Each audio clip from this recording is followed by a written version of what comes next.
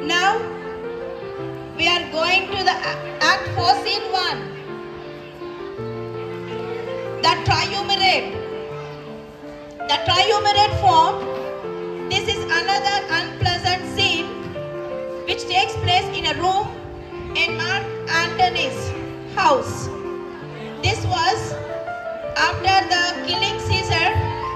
Here a year later, Antony, Octavius, and Lepidus, the new ruler of Rome, planned to put their enemies to death. Antony's house in Rome, seated at a table. Enter Antony, Octavius, and Lepidus.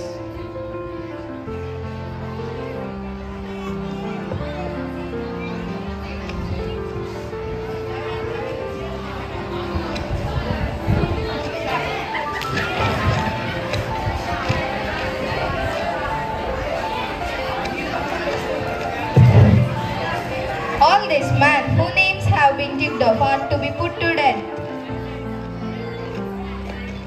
Lepidus, your brother must also be put to death. Do you agree? Yes, I agree, Cassius. Very well. Antony, mark his name.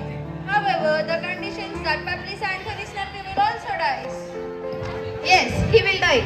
Look at the stroke of the pen. I condemn him. But Lepidus, you go to Caesar's house and bring the will here, and we shall settle how to reduce the expenditure in Lectius. Shall I find you still here? Either here or at the capital, Lepidus. Okay, Cassius. Lepidus is a feasible man of no merit. He is fit only for the use of errands.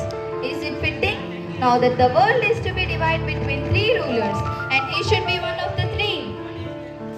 You thought this about him, and yet you took his vote as to who he marked off to die.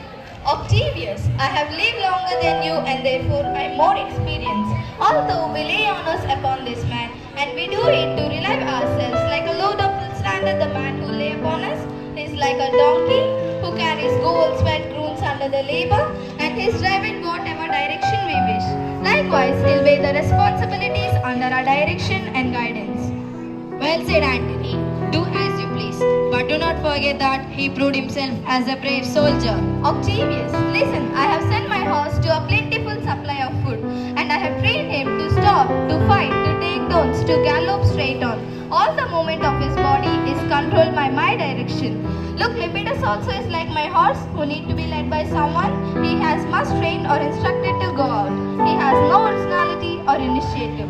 Octavius, now Brutus and Cassius are raising armies. We must immediately gather our resources and form a free alliance to make us use the best advantage. And let once concerned about the how hidden things may be best exposed and open dangerous to the most exposed counters. Let us do so.